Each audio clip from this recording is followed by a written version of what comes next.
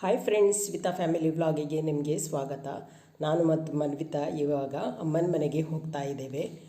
ಅಮ್ಮನ ಮನೆಗೆ ಹೋಗುವ ದಾರಿ ಮಧ್ಯ ಇರುವ ಕೆಲವು ಗ್ರೀನರಿಯನ್ನು ನಾನು ನಿಮಗೆ ತೋರಿಸ್ತಾ ಇದ್ದೇನೆ. ನೋಡಿ, ಇವಾಗ ಮಳೆ ಬಂದು ಎಲ್ಲ ಕಡೆ ಹಚ್ಚ ಹಸಿರಾಗಿ ಕಾಣ್ತಾ ಇದೆ.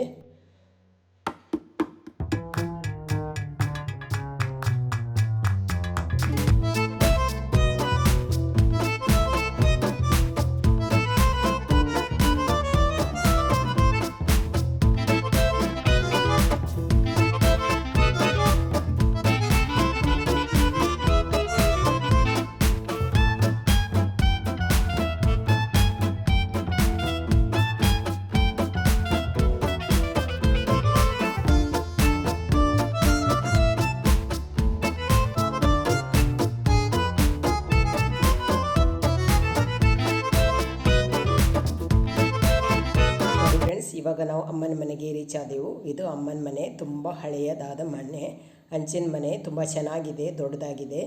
ಅದೇ ರೀತಿ ಮನೆಯ ಮುಂಭಾಗದಲ್ಲಿ ಹೂವಿನ ಗಿಡಗಳು ಕೂಡ ತುಂಬ ಚೆನ್ನಾಗಿತ್ತು. ಅದೇ ರೀತಿ ತುಂಬ ಹೂಗಳು ಕೂಡ ಬಿಟ್ಟಿದ್ದವು, ತುಂಬ ಆಕರ್ಷಣೀಯವಾಗಿ ಕಾಣ್ತಾ ಇದೆ. ನೋಡಿ, ಹಿಂದ್ಗಡೆ ತೋಟ, ಅಡಿಕೆ ತೋಟ ಕಾಣಿಸ್ತಾ ಇದೆ. ಅಡಿಕೆ ಗಿಡ, ಬಾಳೆ ಗಿಡ, ಅದೇ ರೀತಿ ತೆಂಗಿನ ಮರ ಇದೆಲ್ಲ ಕಾಣ್ತಾ ಇದೆ. ತುಂಬ ದಿವಸದಿಂದ ಮಳೆ ಬರುವ ಕಾರಣ ಎಲ್ಲ ಕಡೆ ಹಚ್ಚ ಹಸಿರಾಗಿ ಕಾಣ್ತಾ ಇದೆ. ಮರುದಿವಸ ಜಾನ್ ಕೂಡ ಬಂದರು. ನೋಡಿ, ಜಾನ್ ಬಂದ ಮೇಲೆ ಮನೆ ಹಿಂದ್ಗಡೆ ಇರುವ ಮರದಿಂದ ಮಾವಿನಕಾಯಿಗಳನ್ನು ಕೊಯ್ತಾ ಇದ್ದಾರೆ. ಇದು ನೆಕ್ಕರೆ ಮಾವಿನಕಾಯಿ. ನಮಗೆ ಉಪ್ಪಲ್ಲಿ ಹಾಕಿಡಲಿಕ್ಕೆ ನೆಕ್ಕರೆ ಮಾವಿನಕಾಯಿಯೇ ಬೇಕಾಗಿತ್ತು. ಅಮ್ಮನ ಮನೆಯಲ್ಲಿ ತುಂಬ ಆಗಿತ್ತು. ಆದ ಕಾರಣ ಜಾನ್ ಅವರು ಮಾಡಿನ ಮೇಲೆ ಹತ್ತಿ ಹಂಚಿನ ಮೇಲೆ ನಿಂತು ಮಾವಿನಕಾಯಿಯನ್ನು ಕೊಯ್ತಾ ಇದ್ದಾರೆ.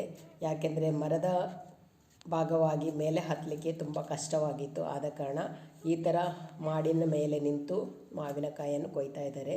ತುಂಬ ಸುಲಭವಾಗಿ ಕೊಯ್ಲಿಕ್ಕೆ ಆಯಿತು. ಆದರೆ ಹೆಂಚು ಮಾತ್ರ ತುಂಬ ಬಿಸಿಯಾಗ್ತಿತ್ತು, ತುಂಬ ಬಿಸಿಲಿದ್ದ ಕಾರಣ. ಇವಾಗ ಮಾವಿನಕಾಯಿಯನ್ನೆಲ್ಲ ಕೊಯ್ದು ಅವರು ಕೆಳಗಿಳಿತಾ ಇದ್ದಾರೆ. ಇನ್ನು ಈ ಮಾವಿನಕಾಯಿಯನ್ನು ಕೊಯ್ದ ಆದಮೇಲೆ ದಿವ್ಯ ಹಲಸನ್ನು ಕೂಡ ಕೊಯ್ಲಿಕ್ಕಿದೆ. ತುಂಬ ದಿವ್ಯ ಹಲಸು ಕೂಡ ಅಮ್ಮನ ಮನೆಯಲ್ಲಿ ಆಗಿದೆ. ನಮ್ಮ ಮನೆಯಲ್ಲಿ ಕೂಡ ಮರ ಇದೆ, ಆದರೆ ದಿವ್ಯ ಹಲಸೇ ಆಗ್ತಿಲ್ಲ. ಆದರೆ ಅಮ್ಮನ ಮನೆಯಲ್ಲಿ ತುಂಬ ಆಗಿದೆ. ಆದರೆ ಮಾರ್ಕೆಟಿಗೆ ಕೊಂಡೋದ್ರೆ ಅದಕ್ಕೆ ಇವಾಗ ಡಿಮಾಂಡೇ ಇಲ್ಲ. ಎಲ್ಲ ಕಡೆ ದಿವ್ಯ ಹಲಸು ಆಗ್ತಾಯಿದೆ. ಆದ ಕಾರಣ ಡಿಮಾಂಡ್ ಇಲ್ಲದ ಕಾರಣ ಮರದಲ್ಲಿ ಹಾಗೇ ದಿವ್ಯ ಹಲಸು ಉಳಿದಿದೆ. ಅದೇ ರೀತಿ ಅದು ಹಣ್ಣಾಗಿ ಕೆಳಗೆ ಬೀಳ್ತಾ ಇದೆ. ನಾವು ಕೂಡ ಸ್ವಲ್ಪ ಕೊಯ್ದು ತಗೊಂಡು ಬಂದೆವು. ತುಂಬ ಚೆನ್ನಾಗಿತ್ತು. ಒಳ್ಳೆ ಬೆಳೆದ ದಿವ್ಯ ಹಲಸನ್ನು ಕೊಯ್ದು ತಂದೆವು ನಾವು. ನೋಡಿ ಹೇಗಿದೆ, ನೋಡಿ ದಿವ್ಯ ಹಲಸು ತುಂಬ ಚೆನ್ನಾಗಿ ದೊಡ್ಡದಾಗಿದೆ. ಅದೇ ರೀತಿ ತುಂಬ ಫ್ರೆಶ್ ಆಗಿದೆ. ನನಗೆ ಇದರಿಂದ ಪೋಡಿ ಹಾಗೂ ರೆಸಿಪಿಯನ್ನೆಲ್ಲ ಮಾಡಲಿಕ್ಕಿದೆ. ನೋಡಿ, ಇವಾಗ ಇಷ್ಟು ನಾವು ತೆಗೆದಿದ್ದೇವೆ. ಇವಾಗ ಅದರಲ್ಲಿ ತುಂಬ ಮೇಣ ಇರುವ ಕಾರಣ ನೀರು ಹಾಕಿ ಅದನ್ನು ನಾವು ಕ್ಲೀನ್ ಮಾಡ್ತಾ ಇದ್ದೇವೆ. ಅದೇ ರೀತಿ ಹಲಸಿನಕಾಯಿ ನೋಡಿ, ಅಮ್ಮನ ಮನೆಯಲ್ಲಿ ಮೇಣ ಇಲ್ಲದ ಹಲಸಿನಕಾಯಿ ಇದೆ. ಆದ ಕಾರಣ ನನಗೆ ಕೂಡ ಒಂದು ಹಲಸಿನಕಾಯಿಯನ್ನು ತರೋಣ ಅಂತ ಅನಿಸಿತ್ತು. ಆದ ಕಾರಣ ಒಂದು ಹಲಸಿನಕಾಯಿಯನ್ನು ಕೂಡ ನಾವು ಹಿಡ್ಕೊಂಡು ಬಂದೆವು. ನೋಡಿ, ದಿವ್ಯ ಹಲಸು ಇಷ್ಟು ನಾವು ತಗೊಂಡು ಬಂದೆವು. ತುಂಬ ಚೆನ್ನಾಗಿದೆ. ಇದರಿಂದ ನಾನೀಗ ಬಜ್ಜಿ ಹಾಗೂ ಪದಾರ್ಥವನ್ನೆಲ್ಲ ಮಾಡಬೇಕು. ಅದೇ ರೀತಿ ಫ್ರೆಂಡ್ಸ್, ಅತ್ತಿಗೆ ನನಗೆ ಹೆಬ್ಬಲಸನ್ನು ಕೂಡ ಕೊಟ್ಟಿದ್ದರು. ನೋಡಿ, ಹೆಬ್ಬಲಸು ಈ ಥರ ಇದೆ. ಹೆಚ್ಚಿನವರು ಹೆಬ್ಬಲಸನ್ನು ನೋಡಿರಲಿಕ್ಕಿಲ್ಲ. ನಾನು ಕೂಡ ನೋಡಿಯೇ ಇರಲಿಲ್ಲ. ಇವಾಗ ಸ್ವಲ್ಪ ವರ್ಷದ ಮೊದಲೇ ನಾನು ಹೆಬ್ಬಲಸನ್ನು ನೋಡಿದ್ದೆ. ನೋಡಿ, ಈ ಥರ ಇದೆ. ಹಲಸಿನಕಾಯಿ ಥರನೇ ನೋಡಲಿಕ್ಕೆ, ಆದರೆ ಸೈಜಲ್ಲಿ ತುಂಬ ಸಣ್ಣದಾಗಿ ಬೆಳೀತವೆ. ಆದರೆ ಇದು ತುಂಬ ಸಣ್ಣದಾಗಿದೆ. ಇದಕ್ಕಿಂತ ಸ್ವಲ್ಪ ದೊಡ್ಡದಾಗಿ ಹೆಬ್ಬಲಸು ಬೆಳೀತದೆ. ನಮ್ಮ ಮನೆಯಲ್ಲಿ ಹೆಬ್ಬಲಸಿಂದು ಮರ ಎಲ್ಲ ಏನಿಲ್ಲ. ಇದು ಅತ್ತಿಗೆ ಮನೆಯಿಂದ ಕೊಟ್ಟ ಕಾರಣ ನಾವಿದನ್ನು ಇವಾಗ ಉಪ್ಪಲ್ಲಿ ಹಾಕಿಡ್ತೇವೆ. ಜೊತೆಗೆ ಅಮ್ಮನ ಮನೆಯಿಂದ ಮಾವಿನಕಾಯಿಯನ್ನು ಕೂಡ ತಂದಿದ್ದೇವಲ್ಲ, ಅದರ ಜೊತೆಗೇ ಇದನ್ನು ನಾವು ಬೇಯಿಸಿ ಉಪ್ಪಲ್ಲಿ ಹಾಕಿಡ್ತೇವೆ. ಅದೇ ರೀತಿ ಇದು ಹಣ್ಣಾದರೆ ಕೂಡ ನಾವು ತಿನ್ನಬಹುದು. ಹಲಸಿನಕಾಯಿಯಲ್ಲಿರುವ ಸೋಳೆ ಥರನೇ ಇದರೊಳಗೆ ಕೂಡ ಸೋಳೆ ಹಾಗೂ ಸಣ್ಣ ಬೀಜ ಇರ್ತದೆ. ಆದರೆ ಸೋಳೆ ಕೂಡ ಸಣ್ಣದು, ತುಂಬ ಟೇಸ್ಟಾಗಿರ್ತದೆ. ಕಲರ್ ಕೂಡ ತುಂಬ ಒಳ್ಳೆಯದಾಗಿರ್ತದೆ. ಇವಾಗ ನಾನು ನಿಮಗೆ ಹಲಸು, ಹೆಬ್ಬಲಸು ಹಾಗೂ ದಿವ್ಯ ಹಲಸನ್ನು ಒಟ್ಟಿಗೆ ತೋರಿಸ್ತಾ ಇದ್ದೇನೆ. ನೋಡಿ, ಈಗ ನಾನು ಈ ಹೆಬ್ಬಲಸಿನ ಮುಳ್ಳನ್ನೆಲ್ಲ ತೆಗೆದು ಇದನ್ನು ಬೇಯಿಸ್ತಾ ಇದ್ದೇನೆ. ನಾನು ಇದನ್ನು ಮೂರನ್ನೇ ಯಾಕೆ ತೋರಿಸಿದ್ದೆ ಅಂದರೆ ಕೆಲವರಿಗೆ ಗೊತ್ತಿರೋದಿಲ್ಲ, ಕೆಲವರಿಗೆ ಗೊತ್ತಿರ್ತದೆ. ಕೆಲವು ಸಿಟಿಯಲ್ಲಿರುವವರಿಗೆ ಹಲಸಿನ ಹಣ್ಣು ನೋಡಲಿಕ್ಕೆ ಸಿಗೋದು ತುಂಬ ಕಡಿಮೆ. ಅದೇ ರೀತಿ ಇದು ಕೂಡ ತುಂಬ ಕಡಿಮೆನೇ ನೋಡಲಿಕ್ಕೆ ಸಿಗೋದು. ಇದಂತೂ ತೀರಾ ಅಪರೂಪ. ಹಳ್ಳಿ ಪ್ರದೇಶದಲ್ಲಿ ಕೆಲವು ಕಡೆ ಇದು ಸಿಗ್ತದೆ. ಇದು ಮೂರನ್ನು ಕೂಡ ಎಲ್ಲರೂ ನೋಡಲಿ ಅಂತೇಳಿ ನಾನು ಒಟ್ಟಿಗೆ ವಿಡಿಯೋವನ್ನು ಮಾಡಿದ್ದೇನೆ. ಸರಿ ತಿಂದಿದ್ದೇನೆ. ಸಣ್ಣ ಸೋಳೆಯಾಗಿ ತುಂಬ ಟೇಸ್ಟಾಗಿರ್ತದೆ. ಇದು ಮಾತ್ರ ತುಂಬ ಸಣ್ಣ ಸೈಜಲ್ಲಿ ಆಗಿದೆ. ಸಾಧಾರಣ ಒಂದು ದೀವಿ ಹಲಸಿನ ಸೈಜಿಗೆ ಹೆಬ್ಬಲಸು ಆಗ್ತದೆ. ಸಿನಕಾಯಿ, ದೀವಿ ಹಲಸು ಹಾಗೂ ಹೆಬ್ಬಲಸು. ಬನ್ನಿ ಇವಾಗ ಇದರ ಮುಳ್ಳನ್ನೆಲ್ಲ ತೆಗೆದು ನಾವೀಗ ಬೇಯಿಸೋಣ ಇದನ್ನು. ಆಮೇಲೆ ಅದನ್ನು ಹೇಗೆ ಉಪ್ಪಲ್ಲಿ ಹಾಕಿಡೋದು ಅಂತೇಳಿ ನಾನು ನಿಮಗೆ ತೋರಿಸ್ತೇನೆ. ನೋಡಿ ಫ್ರೆಂಡ್ಸ್, ಇಷ್ಟು ಮಾವಿನಕಾಯಿ ಇದೆ. ಇದು ನೆಕ್ಕರೆ ಮಾವಿನಕಾಯಿ ಅಂತ ಹೇಳ್ತಾರಲ್ಲ ಅದು. ನೋಡಿ, ಇದು ಇವಾಗ ಚೆನ್ನಾಗಿ ಬೆಳೆದಿದೆ. ಇದನ್ನು ನಾನೀಗ ಬೇಯಿಸ್ತೇನೆ. ನಾವು ಬೇಯಿಸುವಾಗ ಜಾಸ್ತಿ ಬೇಯಿಸಬಾರ್ದು, ಮೀಡಿಯಮ್ ಆಗಿ ನಾವು ಇದನ್ನು ಬೇಯಿಸ್ಕೊಳ್ಬೇಕು. ಇವಾಗ ನಾನು ಬೇಯಿಸ್ತಾ ಇದ್ದೇನೆ ಇದನ್ನು. ಇಲ್ಲಿ ಈಗ ನಾನು ನೀರನ್ನು ಬಿಸಿ ಮಾಡಲಿಕ್ಕೆ ಇಟ್ಟಿದ್ದೇನೆ. ಇದೀಗ ನೀರು ಬಿಸಿ ಆಗ್ತಾ ಬಂತು. ನಾನು ಇದಕ್ಕೆ ಮಾವಿನಕಾಯಿಯನ್ನು ಹಾಕ್ತೇನೆ.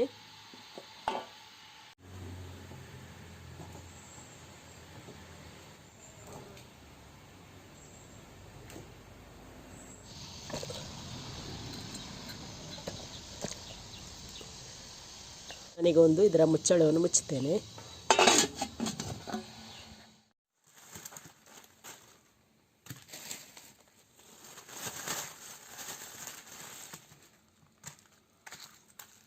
ಫ್ರೆಂಡ್ಸ್, ಇಷ್ಟು ಹೆಬ್ಬಲಸು ಇದೆ. ಇದರ ಈಗ ಮುಳ್ಳನ್ನೆಲ್ಲ ನಾವು ತೆಗೆದು ಆನಂತರ ಬೇಯಿಸ್ತೇವೆ. ಇವಾಗ ಮಾವಿನಕಾಯಿಯನ್ನು ಬೇಯಿಸ್ಲಿಕ್ಕೆ ಇಟ್ಟಿದ್ದೇವೆ.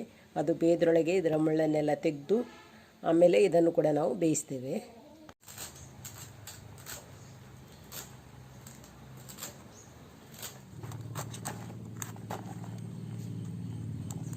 ನೋಡಿ, ಈ ಥರ ಮೇಲ್ಭಾಗದ ಮುಳ್ಳನ್ನು ಮಾತ್ರ ತೆಗೆದ್ರೆ ಸಾಕು. ನೋಡಿ, ಚೆನ್ನಾಗಿ ಬರ್ತದೆ ಇದು. ಈ ಥರ ನಾನು ಇದರ ಮುಳ್ಳನ್ನೆಲ್ಲ ತೆಗೆದೆ. ಇದೇ ರೀತಿ ಎಲ್ಲ ಹೆಬ್ಬಲಸಿನ ಮುಳ್ಳನ್ನು ಕೂಡ ತೆಗಿಬೇಕು.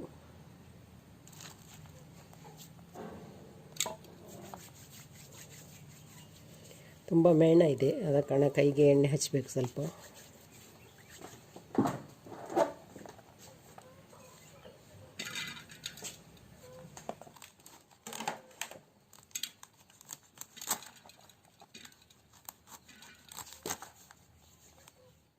ನೋಡಿ ಫ್ರೆಂಡ್ಸ್, ಇದು ಹಣ್ಣಾದ ಹೆಬ್ಬಲಸು. ಎಲ್ಲ ಹೆಬ್ಬಲಸಿನ ಮುಳ್ಳನ್ನೆಲ್ಲ ತೆಗೆದಾದ್ಮೇಲೆ ನಿಮಗೆ ಇದನ್ನು ಕಟ್ ಮಾಡಿ ಒಳಗಿರುವ ಸೋಳೆ ಹಾಗೂ ಬೀಜವನ್ನು ನಿಮಗೆ ತೋರಿಸ್ತೇನೆ.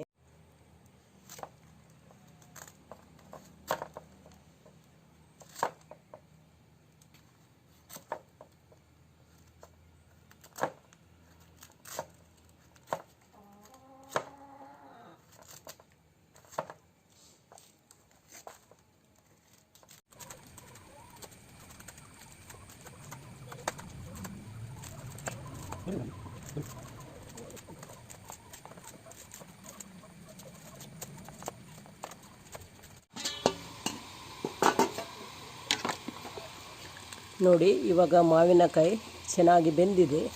ಈ ಥರ ಬೇಯಬೇಕಿದು. ಒಂದೊಂದಾಗಿ ತೆಗಿಬೇಕು.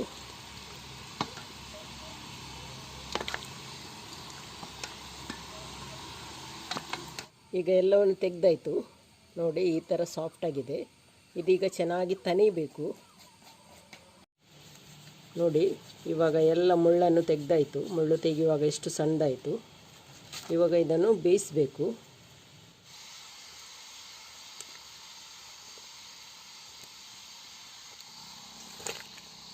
ಇನ್ನಿದಕ್ಕೊಂದು ಮುಚ್ಚಳವನ್ನು ಮುಚ್ಚೋಣ. ಅದೇ ರೀತಿ ಸ್ವಲ್ಪ ಕಲರ್ ಚೇಂಜ್ ಆಗುವ ತನಕ ಇದನ್ನು ಬೇಯಿಸಿದರೆ ಸಾಕು. ನೋಡಿ, ಬೇಯಿಸಿದ ಮಾವಿನ ಕಾಯನ್ನು ನಾವು ಬಿಡಿಸಿಡಬೇಕು. ಇದು ಚೆನ್ನಾಗಿ ತಣಿಬೇಕು. ಆದ ಕಾರಣ ಈ ಥರ ಬಿಡಿಸಿಟ್ರೆ ಒಳ್ಳೆಯದು.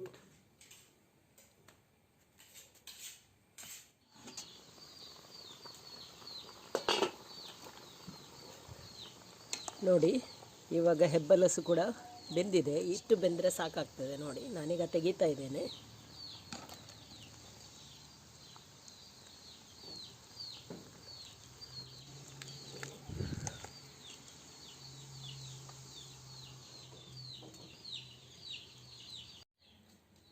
ನೋಡಿ, ಇದು ಕೂಡ ಸಾಫ್ಟ್ ಆಗಿದೆ. ಇದು ಕೂಡ ಇವಾಗ ಚೆನ್ನಾಗಿ ತಣಿಬೇಕು. ತಂದ ಮೇಲೇ ನಾವು ಇದಕ್ಕೆ ಉಪ್ಪು ಹಾಕಿ ಇಡೋದು. ನೋಡಿ, ಇವಾಗ ಹೆಬ್ಬಲಸು ಮತ್ತು ಮಾವಿನಕಾಯಿಯನ್ನು ಬೇಯಿಸಿ ಈ ಥರ ನಾನು ತಣಿಲಿಕ್ಕೆ ಇಟ್ಟಿದ್ದೇನೆ. ಇದು ಇವಾಗ ಚೆನ್ನಾಗಿ ತಣಿಬೇಕು. ತಣಿದ ಮೇಲೇ ನಾವು ಇದಕ್ಕೆ ಉಪ್ಪನ್ನು ಹಾಕಿಡೋದು. ನೋಡಿ ಫ್ರೆಂಡ್ಸ್, ಇವಾಗ ಹಣ್ಣಾದ ಹೆಬ್ಬಲಸನ್ನು ನಾನು ಕಟ್ ಮಾಡ್ತಾ ಇದ್ದೇನೆ. ತುಂಬ ಸಾಫ್ಟಾಗಿರ್ತದೆ ನೋಡಿ. ಒಂದೊಂದು ಅಲ್ಲಲ್ಲಿ ಸೋಳೆಗಳಿವೆ, ಸಣ್ಣ ಸೋಳೆ ಹಾಗೂ ಸಣ್ಣ ಬೀಜ ಇರ್ತದೆ ನೋಡಿ. ಕಲರ್ ತುಂಬ ಚೆನ್ನಾಗಿದೆ.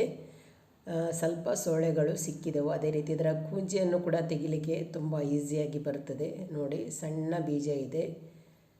ಅದೇ ರೀತಿ ಇದು ತುಂಬ ಟೇಸ್ಟ್ ಆಗಿದೆ. ಇಷ್ಟು ಕಲರ್ಫುಲ್ ಆಗಿ ಚೆನ್ನಾಗಿ ಕಾಣಿಸ್ತಾ ಇದೆ ನೋಡಿ. ಇದರಲ್ಲಿ ಜಾಸ್ತಿ ಸೋಳೆಗಳೇನು ಇರುವುದಿಲ್ಲ, ಸ್ವಲ್ಪನೇ ಸೋಳೆ ಇರುವುದು. ಇಲ್ಲೊಂದಿದೆ.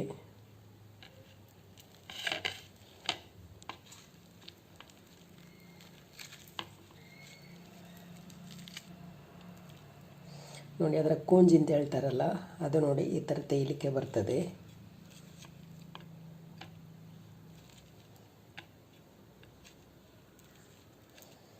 ನೋಡಿ, ಇದರಲ್ಲಿ ಇಷ್ಟು ಸೋಳೆ ಸಿಕ್ಕಿತ್ತು. ಜಾಸ್ತಿ ಇರುವುದಿಲ್ಲ, ಸ್ವಲ್ಪನೇ ಇರುವುದು.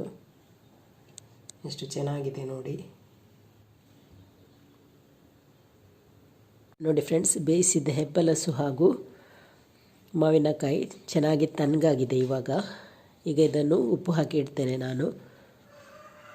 ಥರದ ಒಂದು ಡ್ರಮ್ಮನ್ನು ತಗೊಂಡಿದ್ದೇನೆ. ಇದರಲ್ಲಿ ನಾನು ಮೊದಲಿಗೆ ಮಾವಿನಕಾಯಿಯನ್ನು ಹಾಕ್ತೇನೆ.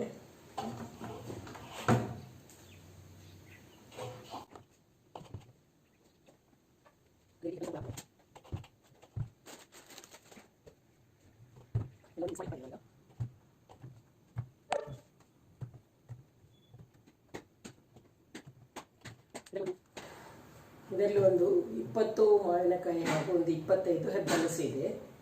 ಎಷ್ಟು ಹೆಬ್ಬಲಸು ಹಾಗೂ ಮಾವಿನಕಾಯಿಗೆ ನಾನಿಲ್ಲಿ 1 kg ಆಗುವಷ್ಟು ಉಪ್ಪನ್ನು ತೊಗೊಂಡಿದ್ದೇನೆ.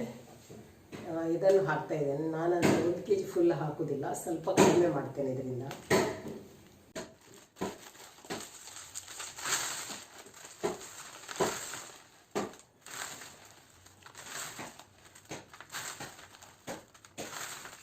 ನೋಡಿ, ಈಗ ಉಪ್ಪನ್ನು ಹಾಕಿ ಆಯಿತು. ನಾನೀಗ ಇದಕ್ಕೆ ನೀರನ್ನು ಹಾಕ್ಕೊಳ್ತಾ ಇದ್ದೇನೆ. ನಾರ್ಮಲ್ ನೀರನ್ನು ನಾವು ಹಾಕ್ಬಹುದು. ಬಿಸಿ ಮಾಡಿ ತಣಿಸಿದ ನೀರೆಲ್ಲ ಆಗಬೇಕು ಅಂತ ಏನಿಲ್ಲ.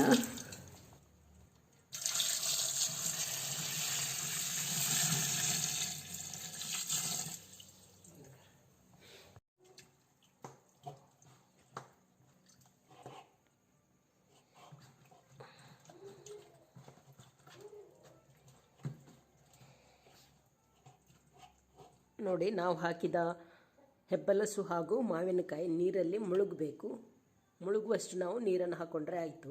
ಇದು ಮುಳುಗುವಷ್ಟು ನಾನು ನೀರನ್ನು ಹಾಕ್ಕೊಂಡಿದ್ದೇನೆ. ಇವಾಗ ಒಂದು ಮುಚ್ಚಳವನ್ನು ಮುಚ್ಚಿ ತೆಗೆದಿಡಬೇಕು. ಇದರ ರೆಸಿಪಿ ಮಾಡುವಾಗ ರೆಸಿಪಿಯನ್ನು ಕೂಡ ನಾನು ನಿಮ್ಮ ಜೊತೆಗೆ ಶೇರ್ ಮಾಡ್ಕೊಳ್ತೇನೆ.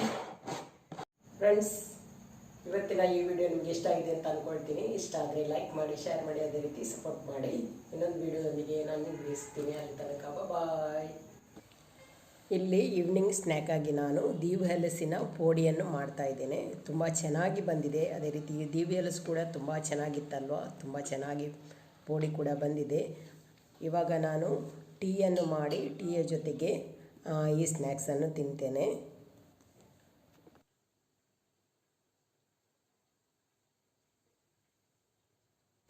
ಟೀ ಕೂಡ ರೆಡಿಯಾಗಿದೆ, ಕುಡಿತಾ ಇದ್ದೇನೆ.